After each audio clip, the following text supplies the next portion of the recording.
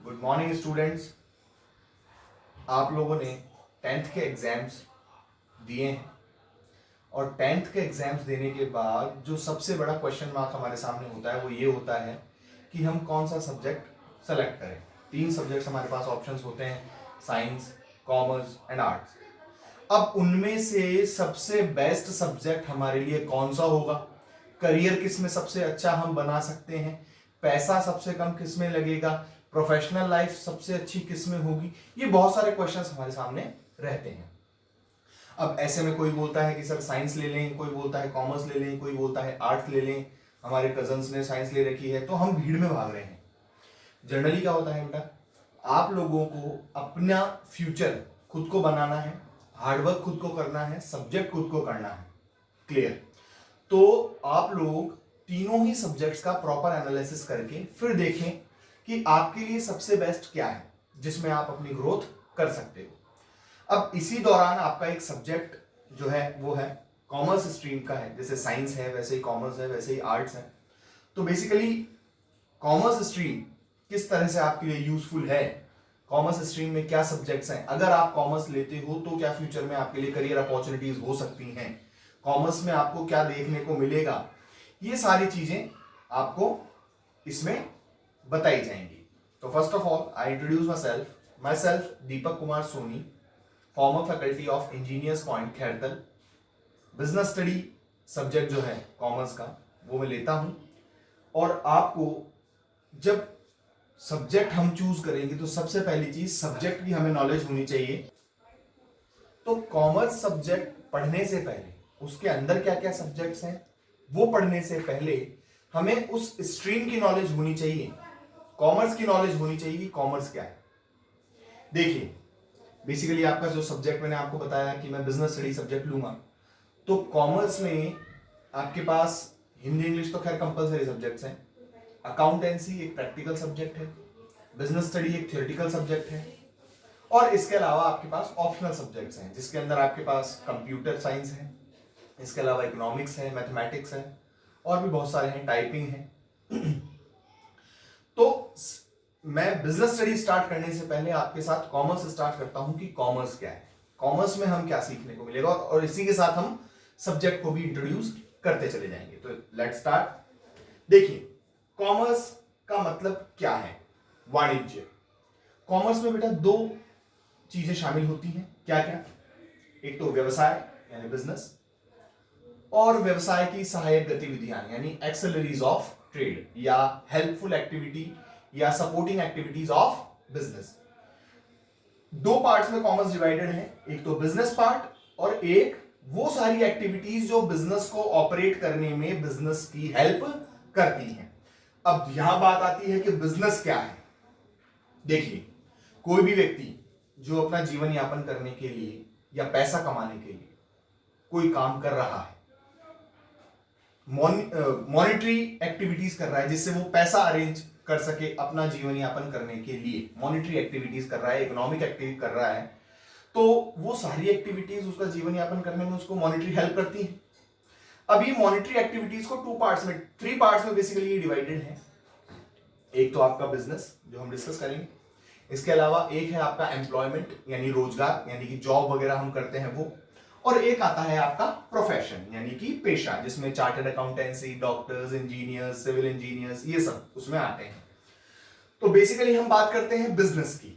सबसे पहले बिजनेस क्या है, देखिए बिजनेस की अगर मैं शॉर्ट एंड स्वीट डेफिनेशन दूं तो बिजनेस की डेफिनेशन है कि exchange of goods and services against money, यानी वस्तुओं एवं सेवाओं का मुद्रा के बदले आदान प्रदान, यही तो व्यापार है। देखिए आप अपनी सोसाइटी, जिस सोसाइटी में आप रहते हो, आप अपनी जरूरत की सामान जो भी चीज है वो आप मार्केट से खरीदते हो, पर्टिकुलर किसी शॉप से खरीदते हो।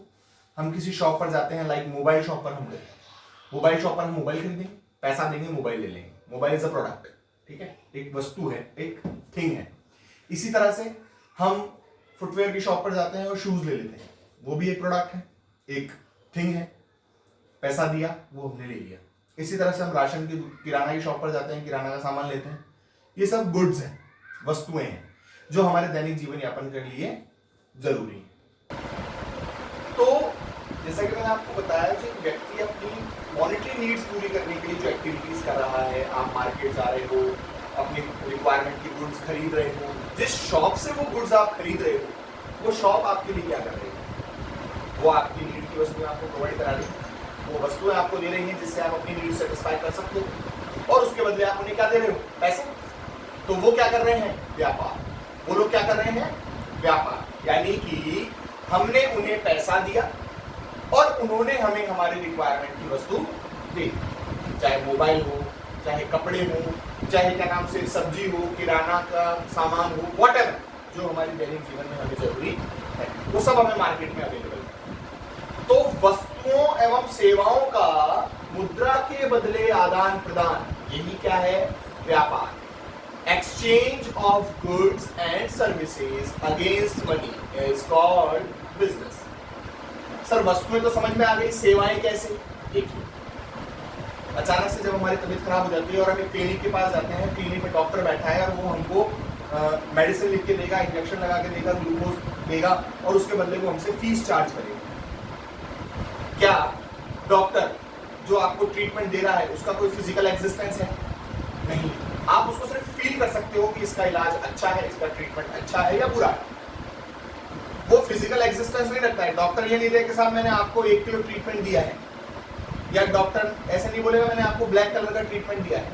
यानी सर्विस का कोई फिजिकल एग्जिस्टेंस नहीं है, ना उसका कोई कलर है, ना उसका कोई साइज है, ना उसका कोई वेट है। सर्विस जब हम गेन करते हैं तो सिर्फ और सिर्फ हमारा सेटिस्फैक्ट्री लेवल, संतुष्टिपूर्ण जो है, संतुष्टि बिंदु जिसको हम कह सकते हैं, सेटिस्फैक्ट्री पॉइंट, वो हमें बताता है कि वो सर्विस जो हमने ली है वो कितनी अच्छी है और कितनी हमें संतुष्टि दे रही है। ऐसे ही एक चार्टर्ड अकाउंटेंट एक कंपनी के, एक ऑर्गेनाइजेशन के फाइनल अकाउंट सेटल करता है, उसके खाते बनाता है, तो वो भी क्या कर रहा है? एक सर्विस दे रहा है। ऐसे ही एक वकील अपने क्लाइंट का कोर्ट में केस लड़ रहा है, वो भी क्या दे रहा है? सर्विस दे रहा है। और इन सभी के बदले ये लोग क्या चार्ज कर रहे हैं? पैसा चार्ज कर रहे हैं। तो ये भी एक तरह से क्या कर रहे हैं? बिजनेस कर रहे हैं। तो वस्तुओं एवं सेवाओं का मुद्रा के बदले आदान प्रदान क्या है? व्यापार, व्यवसाय। Exchange of goods and services against money is called business. मैं बार बार रिपीट कर रहा हूं, आप इसे याद रखें बिजनेस क्या है, क्योंकि सब्जेक्ट हमारा बेटा पूरा यही है। बिजनेस स्टडी जो सब्जेक्ट हमें पढ़नी है, बिजनेस की स्टडी, तो सबसे पहले हमें बिजनेस पता होना चाहिए कि what is the mean of business, व्यापार क्या। चलिए अब हम देखते हैं कि ये जो व्यापार है, ये बिजनेस है, ये कितने तरीके का होता है। तो बेसिकली हमारे पास 3 तरीके के बिजनेस सेक्टर सामने आते हैं। 3 तरह के बिजनेस सेक्टर्स कौन कौन से? Manufacturing, trade and service sector. ये तीनों बिजनेस में कैसे? सबसे पहले बात करें मैन्युफैक्चरिंग बिजनेस। मैन्युफैक्चरिंग बिजनेस का मतलब होता है जहां पर किसी वस्तु या किसी प्रोडक्ट का, किसी थिंग का निर्माण हो रहा है, मैन्युफैक्चरिंग हो रही है, बनाई जा रही है। हम कोई भी प्रोडक्ट जो हम यूज कर रहे हैं हमारे रूटीन लाइफ में, वो प्रोडक्ट आसमान से तो टपकना नहीं, कहीं ना कहीं तो वो प्रोडक्ट बन ही रहा है। यानी फैक्ट्रीज में, कारखानों में, प्रोडक्शन हाउसेस में, जहां पर ये एक फिक्स प्रोसेस के थ्रू प्रोडक्शन होता है। जैसे एक सपोजिंग मैं एग्जांपल लेता हूँ, लाइक हम सोप यूज करें, साबुन नहाने का। अब नहाने का साबुन जो है वो हम जाते हैं रिटेलर के पास और रिटेलर को पैसा देते हैं, नियर बाय शॉपकीपर जो उसको पैसा देते हैं, ले आते हैं। वो नियर बाय जो रिटेलर है वो कहाँ से ला रहा है? वो होलसेलर से ला रहा है। होलसेलर कहाँ से ला रहा है? डिस्ट्रीब्यूटर से ला रहा है। डिस्ट्रीब्यूटर कहाँ से ला रहा है? प्रोड्यूसर से, मैन्युफैक्चरर से। किससे ला रहा है? मैन्युफैक्चरर से। वो व्यक्ति जो किसी वस्तु का निर्माण करता है, जो किसी वस्तु का निर्माण। अब वो वस्तु का निर्माण कैसे करेगा, ये यहां पर देखने की बात है। देखिए, किसी भी प्रोडक्ट को बनाने के लिए सबसे इंपॉर्टेंट चीज जो है वो है रिसोर्सेज, यानी कि उस वस्तु को बनाने के स्रोत, रिसोर्सेज। अब वो रिसोर्सेज कौन से होते हैं? देखिए, बेसिकली इन रिसोर्सेज को 5 M's का नाम दिया गया है, लेकिन अभी अपडेट होकर के 6 M's हो गए हैं। 6 M's का मतलब, इनकी डिटेल में आपको बताता हूं। तो एक मैन्युफैक्चरर जो है, प्रोडक्शन करने के लिए जिन रिसोर्सेज को यूटिलाइज करता है उन रिसोर्सेज को हमने कैटेगराइज किया है 6 M's।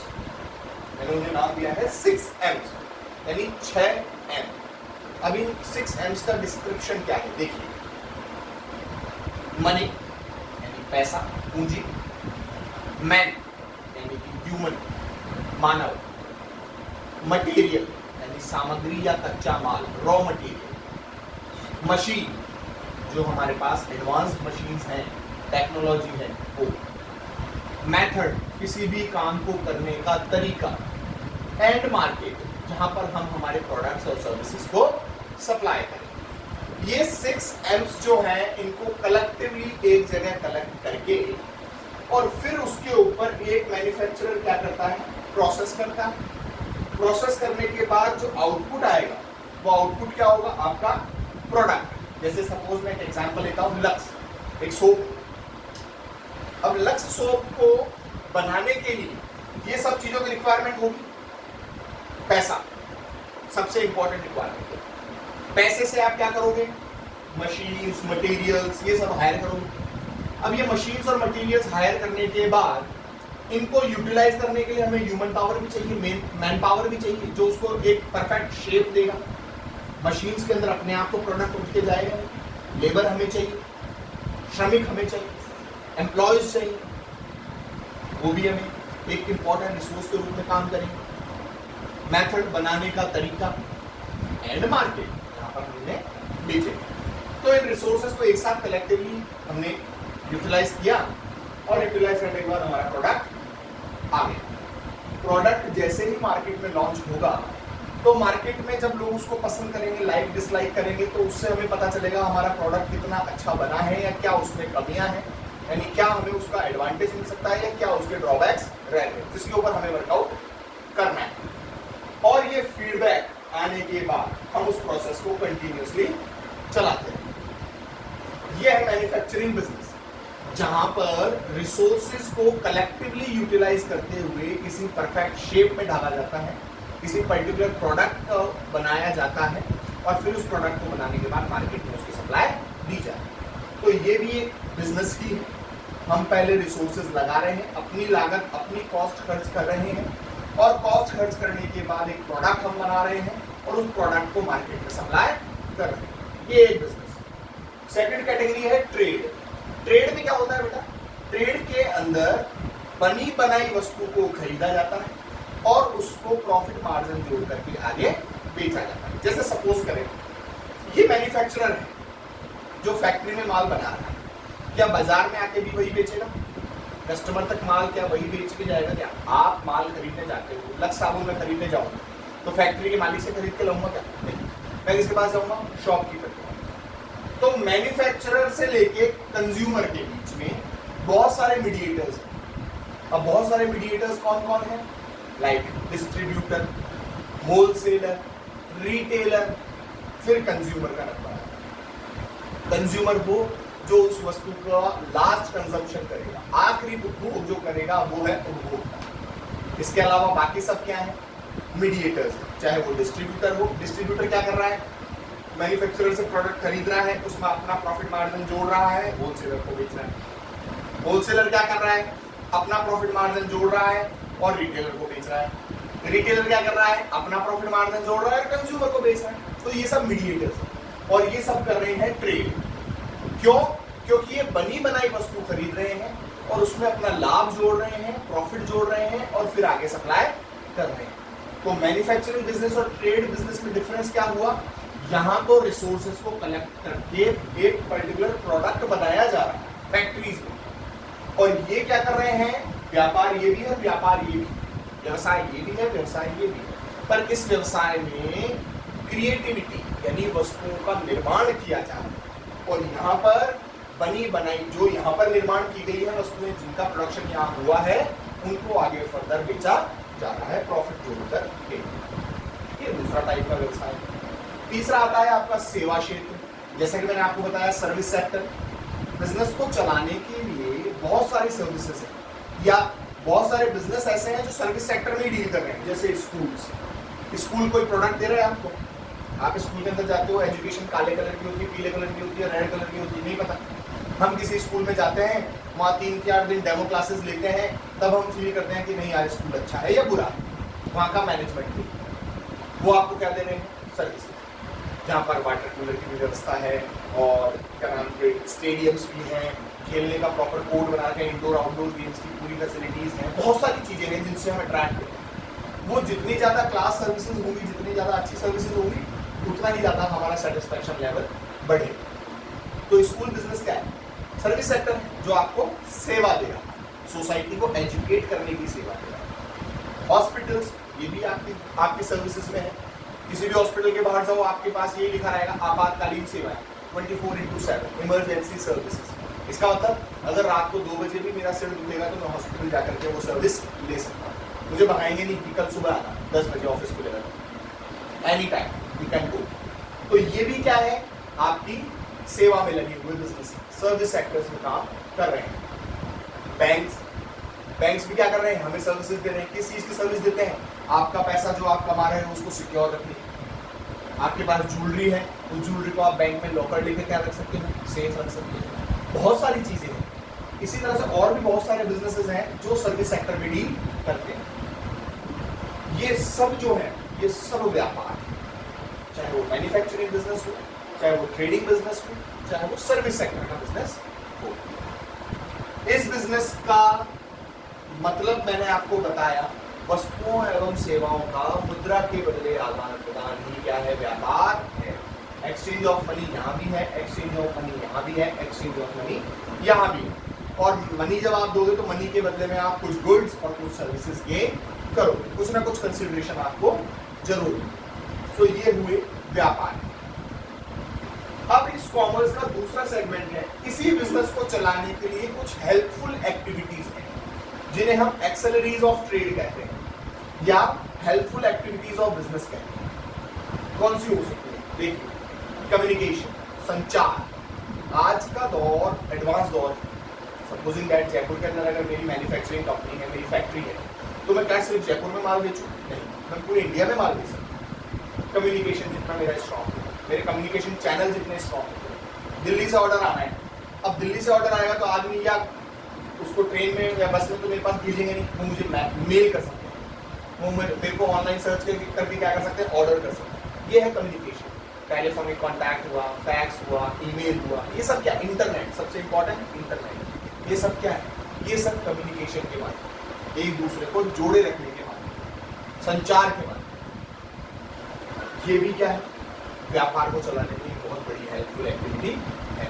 आज आप देख रहे होंगे बिजनेस का एक एडवांस ट्रेड जिसको हम ई कॉमर्स बोलते हैं या इंटरनेट बिजनेस बोलते हैं, ऑनलाइन शॉपिंग, ऑनलाइन बिजनेस, किसी भी चीज में ले लो आप, चाहे वो फूड में ले लो, चाहे वो सर्विसेज में ले लो, हॉस्पिटलिटी में ले लो, हर चीज में आपके लिए ऑनलाइन बिजनेस अवेलेबल है। ये सब किसके थ्रू पॉसिबल हो पाया? कम्युनिकेशन के। कम्युनिकेशन चैनल इतने स्ट्रॉन्ग हो गए, टेक्निक्स इतनी एडवांस आ गई। भंडारण, स्टोरेज, इसका मतलब क्या हुआ? ये मैन्युफैक्चरर जो माल बनाएगा ये कहाँ रखेगा? एक गोडाउन, एक वेयर हाउस उसके पास होना चाहिए। अब कई लोग ऐसे हैं जिनके पास बहुत बड़े बड़े वेयर हाउसेज हैं, वो उनको रेंट पर देते हैं। वहाँ पर वो क्या कर सकते हैं? ये मैन्युफैक्चरर्स हो चाहे ट्रेडर्स हो, ये अपना माल वहाँ पर किराए से लिए गए वेयर हाउस में सेफ रख सकते हैं, स्टोर में रख सकते हैं, जिसको हम गोदाम बोलते हैं, गोडाउन।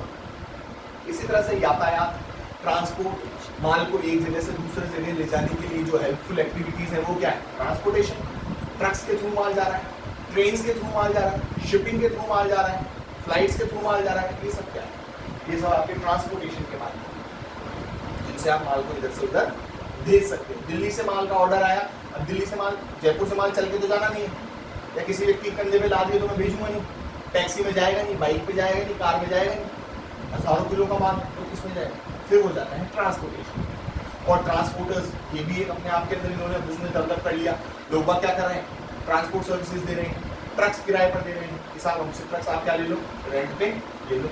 उन्होंने अपना बिजनेस बना लिया, बट वो सर्विस सेक्टर है, वो आपको सर्विसेज दे रहे हैं, बट वो बिजनेस चलाने की एक हेल्पफुल एक्टिविटी है। मेरे बिजनेस को चलाने के लिए ट्रक्स जो है, मैं खुद का तो ट्रक लूंगा नहीं, तो मैं ट्रक भाड़े पे लूंगा, किराए पे लूंगा, रेंट पे लूंगा, तो वो ट्रक मेरे लिए क्या हो गया? हेल्पफुल एक्टिविटी हो गई। इसी तरह से बैंकिंग है। बैंकिंग क्या काम करती है? ऑनलाइन ट्रांजैक्शन के थ्रू। दिल्ली से माल आ रहा है साहब, 5 करोड़ का माल था, 5 करोड़ का माल मैंने ट्रक्स में लोड करके भेज दिया, अब वहाँ पर अनलोड हो गया, अब वो 5 करोड़ रुपए उस ट्रक वाले के हाथ में दे दे या उसी ट्रक में रख के भिजवा दे, तो क्या करें? इसका यही तरीका है साहब, आप एक काम करो, मेरे अकाउंट पे डाल दो पैसा, मेरे बैंक में सिक्योर्ड, कोई किसी प्रकार का फ्रॉड होने की संभावना नहीं। तो बैंकिंग सेक्टर क्या कर रहा है? आपको फाइनेंशियली सिक्योरिटी दे रहा है, आपका पैसा सिक्योर है, ये भी एक सर्विस हो गई हमारे। इसी तरह से इंश्योरेंस, तो देखो इंश्योरेंस चाहे व्यापार हो चाहे इंसान, सभी के लिए जरूरी है। क्यों? क्योंकि भविष्य किसी को पता नहीं, फ्यूचर इज अनसर्टेन, कब किसके साथ क्या हो जाए पता नहीं, अगले पल। और फ्यूचर में होने वाली किसी भी घटना के लिए वर्तमान में सुरक्षा, यही बीमा है। क्या? कि फ्यूचर में होने वाले किसी भी एक्सीडेंट से अगर आप प्रेजेंट में प्रिकॉशन ले रहे हो, वही इंश्योरेंस है। कल मेरा एक्सीडेंट हो सकता है, अनसर्टेन है, अगर मैंने उसके लिए पहले ही एक्सीडेंटल इंश्योरेंस करा रखा है, एक्सीडेंटल सिक्योरिटी ले रखी है, इंश्योरेंस। मेरे दुकान में कभी भी आग लग सकती है, गोडाउन में कभी भी आग लग सकती है, फैक्ट्री में कभी भी आग लग सकती है, मैंने इंश्योरेंस करा रखा है, उसके लिए मैंने सिक्योरिटी ले रखी है, तो वो मेरे लिए क्या होगी? एक बहुत बड़ी अपने आप के अंदर सिक्योरिटी हो जाएगी और मेरा व्यापार क्या होगा? सुरक्षित होगा। इंश्योरेंस होने के बाद इंसान क्या हो जाता है? टेंशन फ्री हो जाता है। क्यों? क्योंकि वो अपनी हेडेक किसी दूसरे के कंधे पे डाल दे। भाई व्यापार मेरा है जिसके अंदर हजारों करोड़ का इन्वेस्टमेंट है, अब हजारों करोड़ का इन्वेस्टमेंट है तो डर भी उतना ही बड़ा है। अब इतने बड़े डर को मैं अकेला क्यों झेलूं? मैंने क्या करा, वो सारा डर उठा करके इंश्योरेंस कंपनी को दे दिया कि साहब मुझसे तो तुम प्रीमियम ले लो, एक फिक्स अमाउंट ले लो, जिसके बदले तुम मुझे सिक्योरिटी दो कि फ्यूचर में अगर कभी मेरे साथ, मेरे एम्प्लॉय के साथ, मेरी एसेट्स के साथ, फैक्ट्री में पड़ी हुई किसी भी चीज़ के साथ कुछ भी नुकसान होता है तो उसकी भरपाई आप करोगे। वो बोलेंगे ठीक है साहब हम बिल्कुल करेंगे उस चीज़ की भरपाई। तो वो जो बिजनेस हुआ वो हो गई इंश्योरेंस। अब ये खुद अपने आपके अंदर बिजनेस है। कौन सा बिजनेस है? Service sector. ये सेवा दे रहा है, प्रोडक्ट नहीं दे रहा है, ये सेवा दे रहा है। क्या सेवा दे रहा है? आपके जान माल की सुरक्षा दे रहा है और उसके बदले आपसे प्रीमियम की राशि दे रहा है। लेकिन हमारे बिजनेस के लिए क्या है? एक हेल्पफुल एक्टिविटी। ये सब चीजें जो हम देख रहे हैं व्यापार के अंदर, जो आपने देखा वस्तुएं हैं, यानी गुड्स हैं, सर्विसेज हैं, पैसा है, मॉनेटरी एक्सचेंज है और सर्विसेज हैं, ये सब जो आप देख रहे हो ये सब बिजनेस है। और कॉमर्स का मतलब ही बिजनेस है। जहां हमने कॉमर्स देखा, कॉमर्स का मतलब हो गया कि जहां पर बात पैसे से संबंधित होगी, वस्तुओं, goods, services, monetary transactions, banking, transportation, ये सब कमर्शियल एक्टिविटीज। कैसे? जैसे मैं आपको एक एग्जांपल इसका और भी देता हूँ।